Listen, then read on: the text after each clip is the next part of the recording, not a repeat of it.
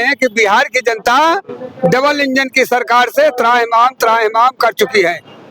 और दूसरी बात यह है कि वोट चोरी का जो मुद्दा माननीय राहुल गांधी जी ने उठाया है, इन्होंने इसकी जांच कराया है और जांच कराने के बाद ये पता लगा है कि जो लोग जिंदा है उसको मार दिया है इलेक्शन कमीशन, और जो एक घर के अंदर कम से कम 200 वोट वो बढ़ाया है।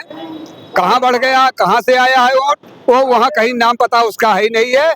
और ये इलेक्शन कमीशन उसका नाम बढ़ा के वोट डला के मशीन से घपला करके सरकार बनवा देता है। अब की जो नरेंद्र मोदी जी तीसरी बार जीते हुए हैं, हमारे सामने एक उदाहरण है कि बनारस से चुनाव लड़े थे, वो महादेव की नगरी है। उनके खिलाफ में कांग्रेस प्रत्याशी, इंडिया महागठबंधन के प्रत्याशी थे माननीय अजय राय जी, प्रदेश अध्यक्ष यूपी हैं। उन्होंने 7 राउंड तक नरेंद्र मोदी जी को चुनाव हराए हैं। बनारस से प्रधानमंत्री चुनाव हार गए थे। अब आप ये बताइए, मुद्दा बताइए हमें, आज जो लोग आ रहे हैं क्या गांव-गांव तक ये वोट चोर गद्दी छोड़ का नारा पहुंच चुका है कि नहीं पहुंचा? ये पहुंच चुका है पूरे देश में, गली मोहल्ला तिराहा चौराहा घर घर का इन्होंने अधिकार छीना है। बीजेपी तो कह रही है, विपक्ष पार्टी कह रही है कि कोई मुद्दा है ही नहीं, इसी वजह से ये लोग घर का अधिकार इसने छीना है, जन जन का अधिकार इसने छीना है, डाका डाला है। पहले लोग डाका डालते थे, अपराध आए थे, कह रहे थे घुसपैठियों को बना दे रहे हैं ये लोग।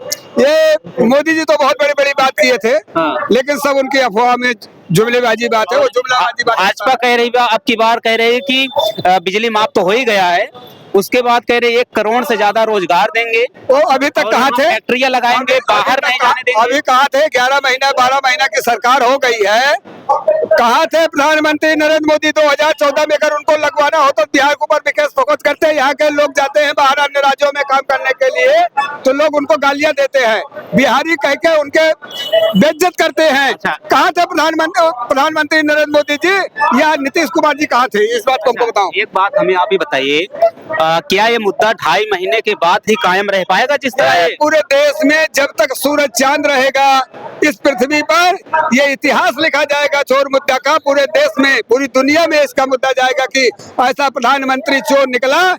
भारत के 3 चोर हैं, पहला चोर है मोदी चोर है, दूसरा चोर है इलेक्शन कमीशन चोर है, तीसरा चोर है सरकारी मीडिया, जो इंटरनेशनल मीडिया होती है, जो राष्ट्रीय मीडिया होती है, राष्ट्रीय मीडिया चोर है।